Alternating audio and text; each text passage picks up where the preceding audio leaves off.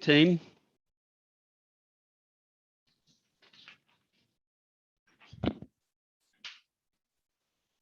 Morning. How are we doing?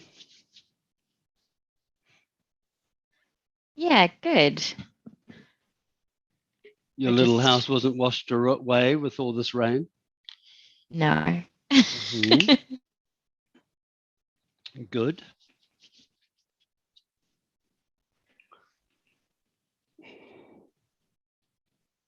Supposed to keep going though, isn't it? Yeah. It's been one of the few days when I woke up this morning at 6:30 to go for my walk, and I looked out and I went, no. I jumped back into bed. I don't think anyone will blame you.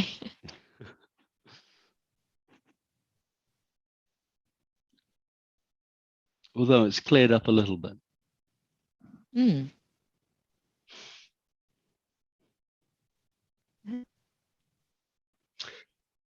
Right. So I've got apologies from Councillor McPherson, O'Leary and Hamilton. And now Nigel Rofe as well. Right, Kesh. Yep. Okay.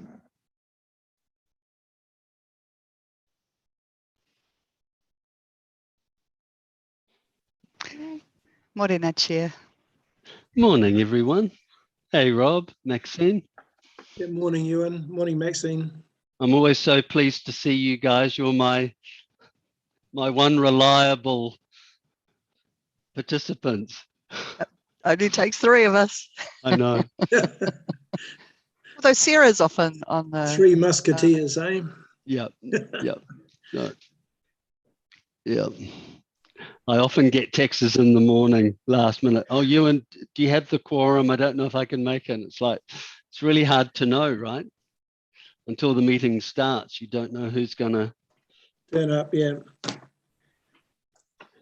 Doesn't happen at finance, Rob. Everybody's always keen. No, everyone wants to get to a finance meeting. I'm blessed with people wanting to line up to get into a finance meeting. In fact, we've got a waiting list for the next meeting. I think the IO is going to be pretty pressured on, is it Tuesday next week? Yeah, actually, we will. Have to kick I some will people send an out. email out about that attendance soon. Yeah, we won't kick anyone out. I got my name in pretty quick. I did too. I'm pretty sure I was first. No doubt, Maxine, no doubt. You're always very quick off the mark. I just had such a terrible experience of the last meeting, trying to do it at home on Zoom, and while everyone was in the chambers, the sound I found really challenging. Yeah. All right. Well, hey, good to see you, Jeff. Morale, I think it's just gone 9:30. I do believe we have a quorum. Yeah. So with that, a very warm welcome. Let's get the Hearings and Engagement Committee meeting the 23rd of September underway. I have apologies from Councillor McPherson, O'Leary, Hamilton, Councillor Kesh. I'll quickly put in welcome, Sarah. Councillor Rob? Yeah, I'll be an apology if the meeting is still on at midday. I've got another meeting to attend. I'm hopeful that won't be the case, but thank you. I wasn't going to throw that into the spin, but I'll need to leave at midday. Sorry. All right. So I will move and I'll add an apology for lateness from Councillor Councillor Gallagher has just arrived. So with those apologies, I'll move. Can I have a seconder? Councillor Martin, thank you. All those in favour say aye. Those against, the ayes have it. The agenda is as it is. Narelle, I note that Robin late yesterday said she was rejigging something. Has that rejigging required any change of order? No, I don't believe so.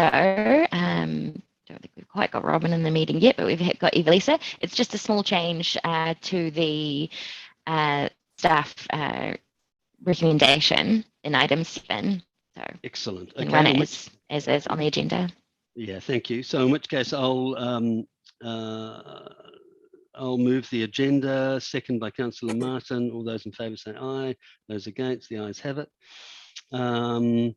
Now, I need to move the confirmation of the Hearings and Engagement Committee open minutes of the 28th of July. I'll move. Councillor Maxine looks like she would like to second it. Sure. Any discussion? No. So the ayes have it.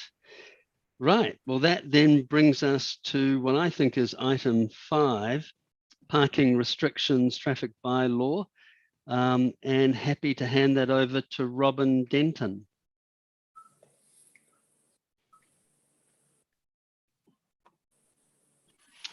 Now, if the gap goes for too long, I'll have to start entertaining you.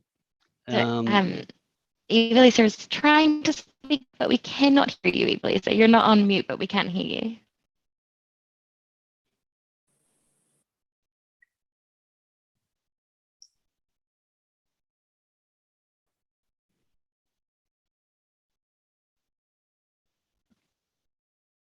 I see Robin is joining the meeting. Yes. Yeah. Good morning. Hello, Robin. Right, getting all the IT working, sorry. No problem. So we've whizzed through the preamble of the meeting and we're now landed on item 5 and we're handing it over to you.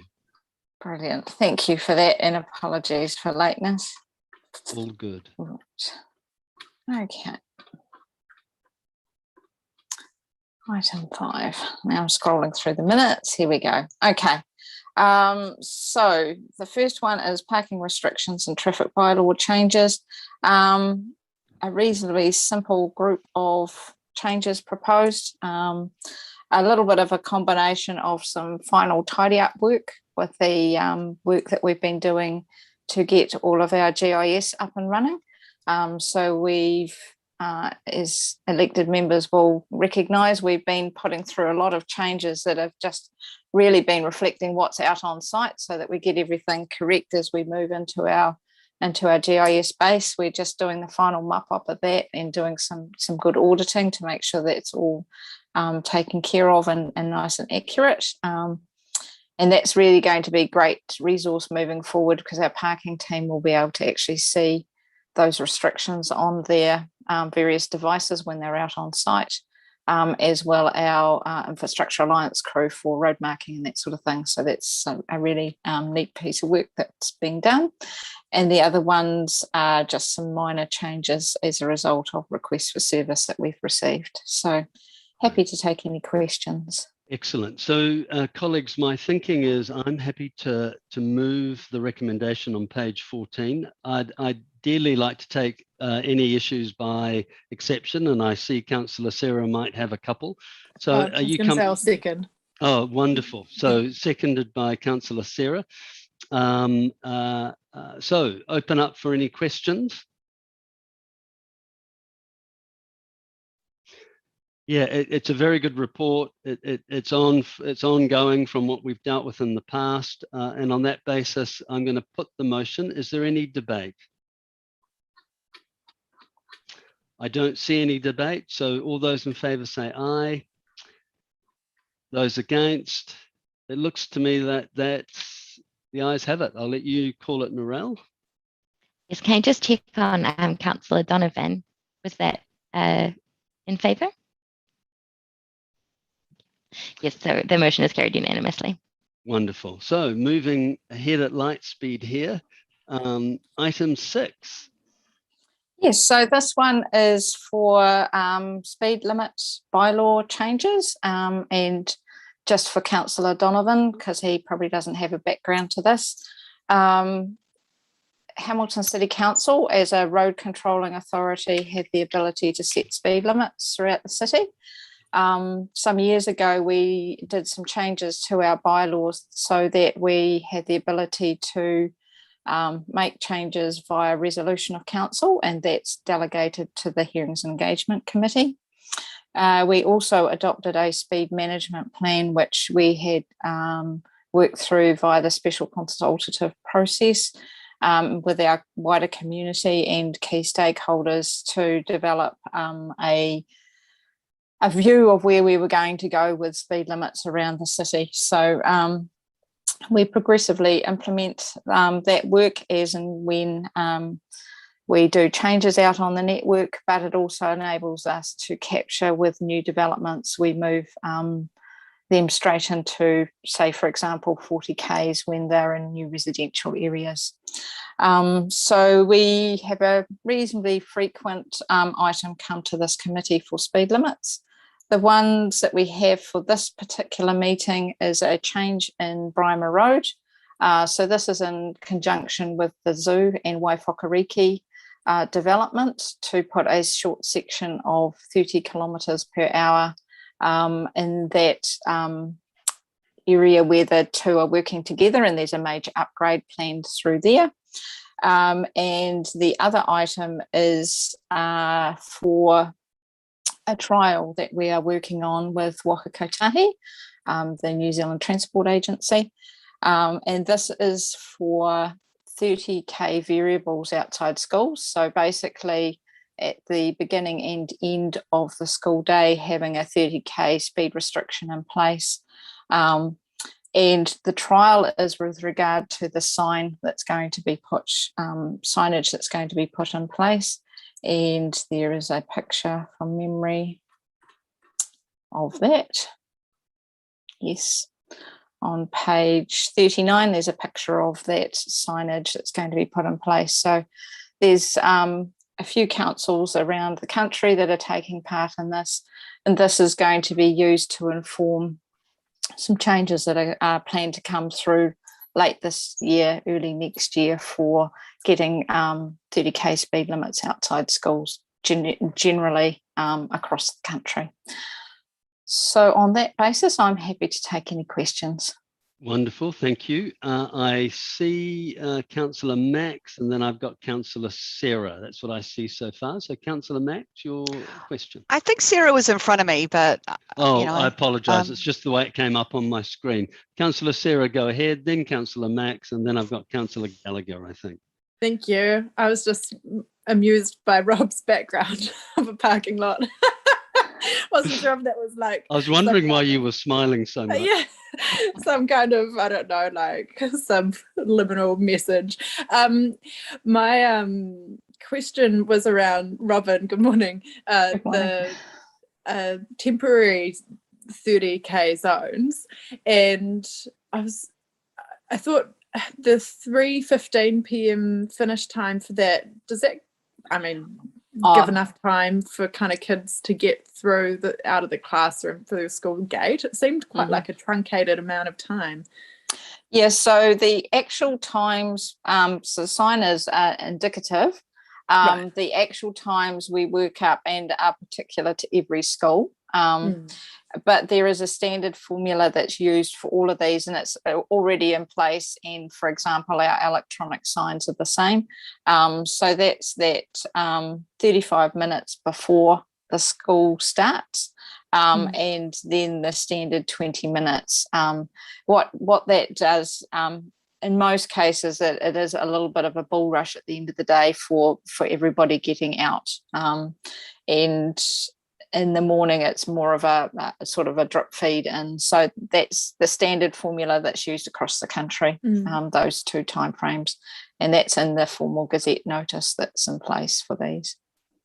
Right. Okay. So those will be the times at this stage. It's the time period that's set right.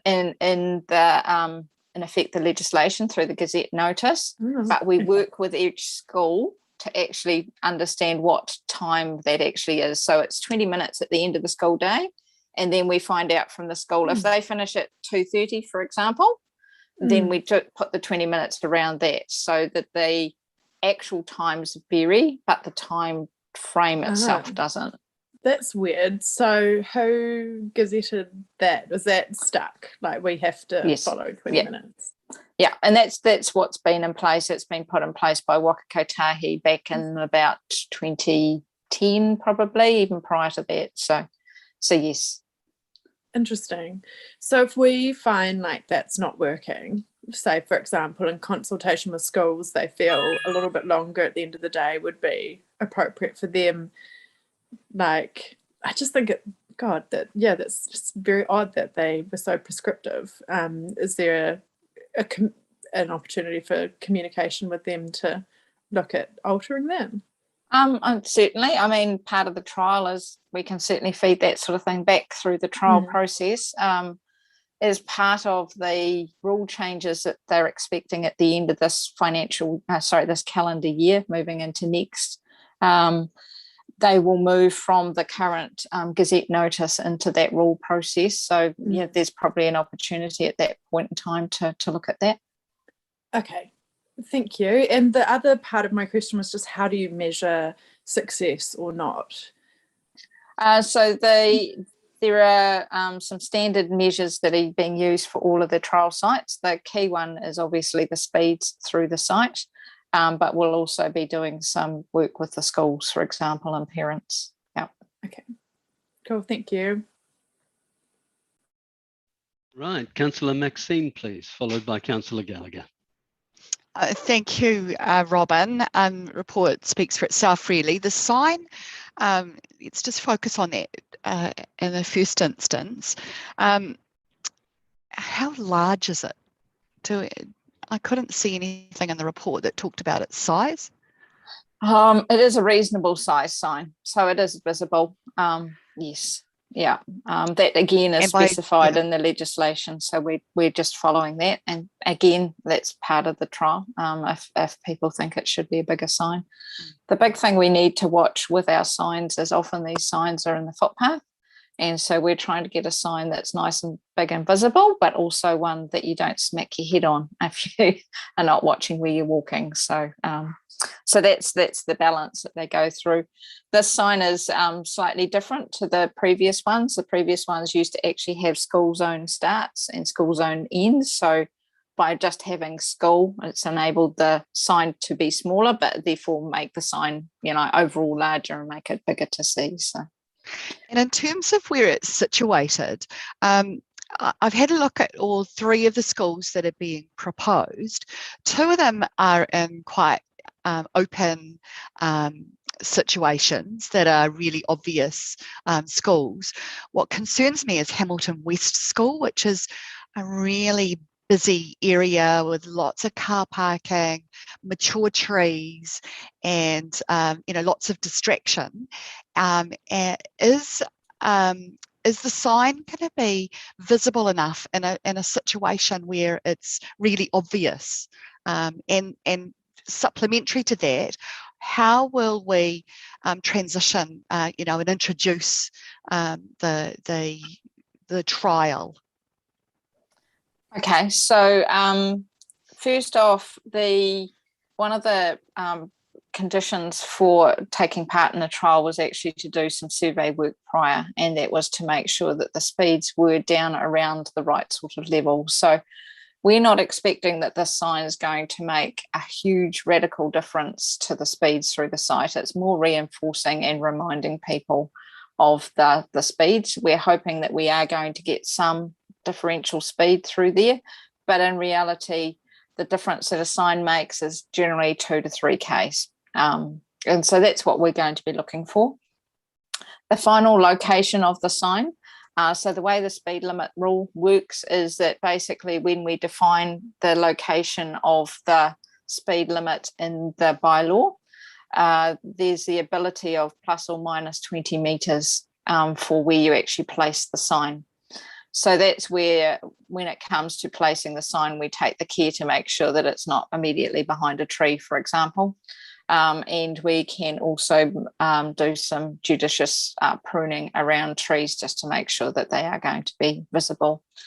When it comes to the education and awareness of it, we are going to be working through the schools primarily for that, because the most of the traffic in these locations at that time is related to the schools. Except perhaps at the hospital, might that be, at around Hamilton West? Could that be an outlier, do you suppose? I think that most people are aware who are going through there. Most people who are using that in effect as a rat run are more than aware of the school environment. And as I said, we chose schools where the speeds were lower anyway. So the fact that people are parking, people are crossing the road, all of those sorts of things all add to actually managing the speeds in these locations. Okay, so no, at Hamilton West, it's not so urgent in terms of reducing the speed markedly. No. And then finally, and thank you for your indulgence, Chair, was just a couple of questions about the area that you've got marked out for Te Totara Primary. You've included Ropor Street, and I was a bit confused about why that was included with the pink dotted line. It's really just because it's the cul-de-sac that comes off that area. If you don't include it, then you're looking at putting out a whole lot more signs into the area to start and finish that 30. So it really just reduces the number of signs and clutter that you end up in the area. Okay, and then the other is, if we're using that logic, would we not include Campbell Street in the Road Street scope? Let me just have a look. Campbell Street is a very long street that links all the way through back to Killarney Road. Right, so, but you wouldn't include a part of it. It seems that it just comes out quite close to the school entrance, and I was concerned about people coming up to that area at is that 40? Is that a 40 Correct. area there? It is. And then, yes. then needing to slow down, or is that's not a worry of yours? The fact that they're in a 40 and they're coming up to a side road and stopping. Okay. And it's all is those that a sorts stop of sign? things. Is it, or a it giveaway? is a giveaway at the moment? Yes. Okay. All those sorts of things I think are things that we're looking at for this trial. Even understanding how far you should extend these 30k ones. At the moment they're using, as I was saying to Councillor Sarah, that the time frame that it's in place, they're also using the guidance on the area distance that you cover on your various roads and that sort of thing. They're continuing to use the practice that we've had previously for the 40Ks. So that's all part of the idea of this trial, is to look at that, understand it, and feed it back into the more formal process moving forward. Okay, then the final tiny supplementary is that you also suggest that while children are coming in and out of vehicles, and potentially I guess that's a bus on a trip somewhere outside of those other times, that there's the need for that that variable speed. How is that going to be communicated? With this sort of situation, it can't be. So those speed limits will be only at those times. The underlying speed limit in this area is 40 though, and that was one of the requirements. We're not trialing this and using this in a situation where the underlying speed limit is 50 k's. So where we have electronic signs, we have that ability for schools to turn them on at other times of the day if there is some sort of activity that they believe needs that lower speed. But those signs are being used on the 50k areas around the place, and that was fairly much because up until this trial, the lowest that we could put the speed limit around the school was 40. So for these sorts of situations, we put in the permanent 40. So this is just trying to provide an extra overlay for those start and end of school. If we wanted the ability and the school needed the ability to lower the speed limit during the day, then we'd have to look at putting in electronic signs. And that obviously has quite a significant cost factor, both for the installation, but then the ongoing maintenance.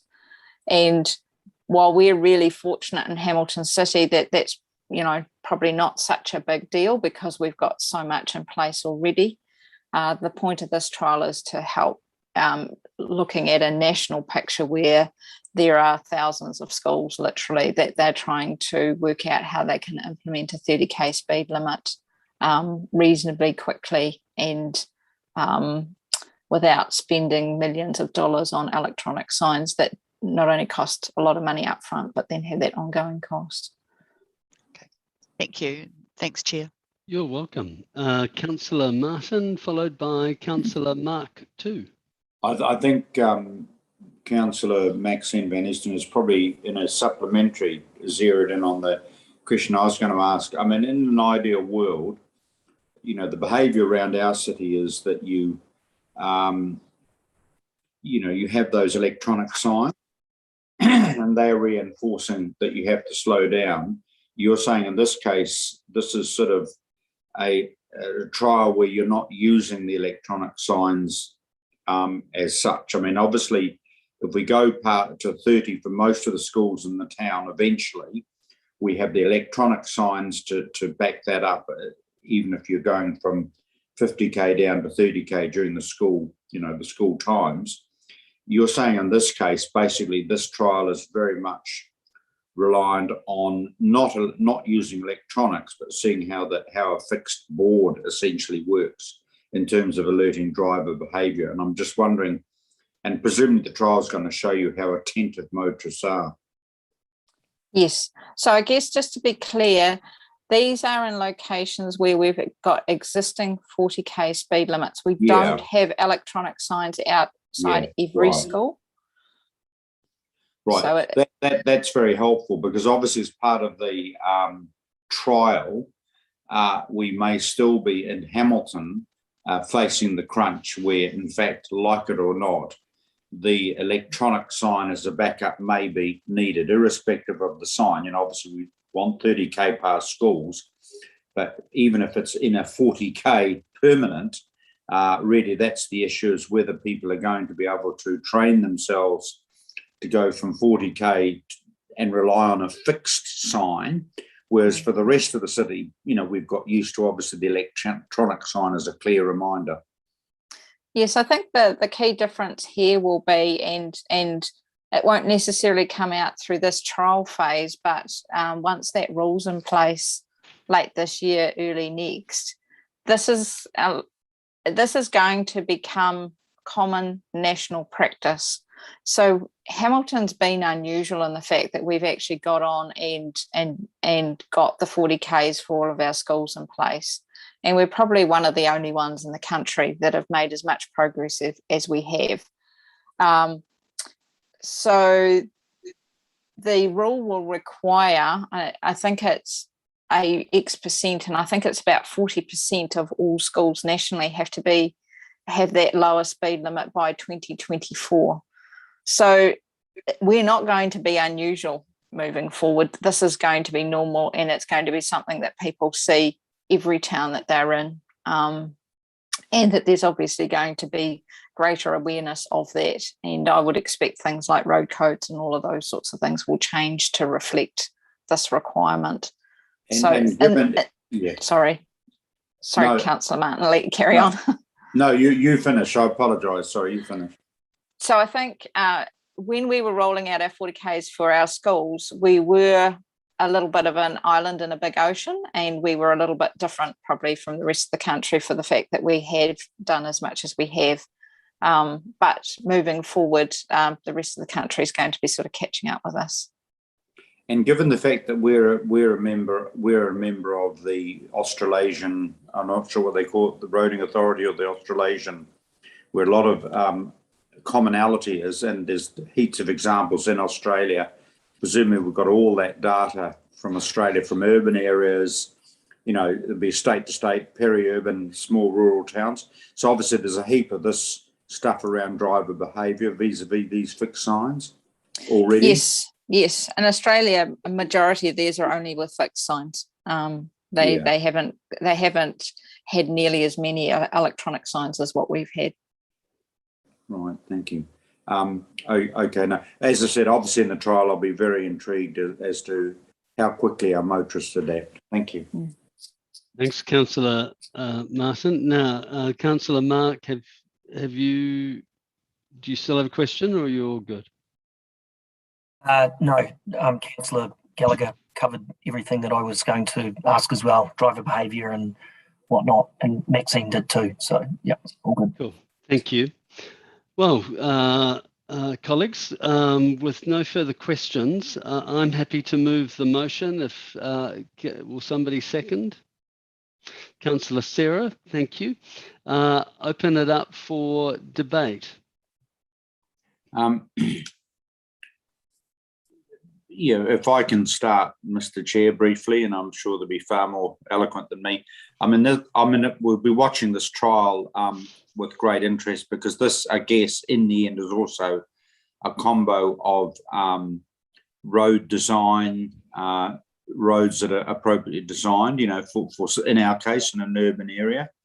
And obviously, we'll be watching this with great interest. I guess the real significant bit will be as this trial evolves, if in fact we start to get to a practice where instead of going from 50k to 40k with the electronic signs, it's down to 30k. So there's a whole heap of data that will be coming out of this, and obviously keeping kids and school communities safe, and also making sure that drivers have due warning of what's expected of them. So look forward to this. Thank you. I have no other hands up. Are there any other hands? Oh, sorry. Yep, Sarah, Councillor Sarah. Thank you, Chair. Thanks, Robin, for your work on this. And as Martin said, I think a lot of us will be watching closely to see kind of what the results of the trial are. And I'll also be really interested in exploring whether those timings are long enough. And on top of that, whether some of these areas should be, say, a permanent 30 for where it's appropriate for some schools. And as Martin mentioned as well, the issue around design, obviously that plays a huge role in the speed that people go around outside of schools. And it would be great to have a really clear overview of what kind of investment it would take in reality to get all schools to a certain point where we feel that vehicles will be going the right speed outside of them. So what would it cost to actually do that, I guess, physical engineering work? And then we can have a view of what a whole program might look like over a number of years and where we have potential funding gaps there. Because I do think it's an incredibly important initiative. Thank you. Thank you. I've got Councillor Maxine, followed by Councillor Mark. Thank you. Thanks, Robin. And I'd just really like to say I'm excited to see what the impacts of this trial will be. Going from 40 to 30 in a school zone where vulnerable children are crossing the road, and sometimes a little bit unsupervised, and we know just how in the moment kids can be. They see a friend across the road and want to run across to get to them, and by having that lower speed limit really does help to protect them in the chance that something awful happens. So great to be able to see this initiative trialled here in Hamilton, and I'm delighted that we're a bit of a head start on some of the rest of the country. It shows some real good thinking and excellence that's happening in your department, Robin, to be pushing for these sorts of things. So congratulations about that. I also will be looking for how the design will work, and look forward to seeing some of the feedback that might come from both the schools, the parents, and perhaps other residents through the trial of it. That will, of course, help us to be able to ensure that in future we might be able to introduce permanent 30k zones, and give us the evidence to back up that argument. I share Councillor Sarah's a desire for that, and while it might not be possible in all of our schools because of their environments, these three give us a great opportunity to take it into others. So thank you, and look forward to the feedback and the results at the end of it. Thank you. Councillor Mark. Thanks, Chair Ewan. And Robin, great report. Thank you for putting that together, and you and your team. I hope no one ever has to experience what it feels like to be in a car when you hit a child, because I've been in that situation. Fortunately, I was only a passenger, but it was it's a absolute horrid experience. So I'm massively passionate about reduced speed limits around schools anyway. So I really encourage, share the same sentiments as what's been said. But one thing I was going to add was the bits around driver behaviour. I've noticed out the front of schools a lot lately. Not saying that I hang around them often, but there's a lot of these little small sandwich boards that say. Do we have any feedback on how on the impact of those as driving, helping driver behaviour? Because I certainly know that my own behaviour is certainly, I'm drawn to those signs every time I come through a school zone. So is it Waka Kotahi, are they the people to feedback? Is that a schools initiative or a council initiative? And then the second part of my question is, what police presence is going to be around in these trials, so that we know that people aren't just altering their behaviour because of that external presence of the police force? We're just in debate at the moment, Councillor Donovan. So okay. I don't know if Chair Wilson wants to allow that question or. Yeah, look, I will on this occasion. Usually, Councillor Mark, once we've put forward a motion and we've started the debate, we can't ask questions. Okay, my mistake. Excuse me. No, not at all. So, look, Robin, if you've got a quick answer, that's great. If not, maybe we do it offline. But if you could help Councillor Mark on that. So for the sandwich boards, that is an initiative that Cam from my team has been doing directly with the schools, just reminding parents, where they park makes a huge difference to safety. So that was the first question. Second question was in regard to police presence. We're not looking for anything specific here. We do really want to see that this will work by itself and not be reliant on having a police presence. Okay, thank you. I don't see any other hands. So I'm going to put the motion. I think Councillor Sarah had seconded it. For all those in favour, if you could show with your hands. And those against? Narelle? The motion is carried unanimously. Now, I think that's it. I think it is it. Yeah. So I will call the meeting to an end. Let this be a message to all chairs. How efficient one can operate. Well chaired, Ewan, but that might not necessarily be the precedent going forward. No, your chairing made all the difference, I thought. All right, thank you. Good to Thanks, see guys. everybody. See you later. Cheers. Bye. Thanks. Bye.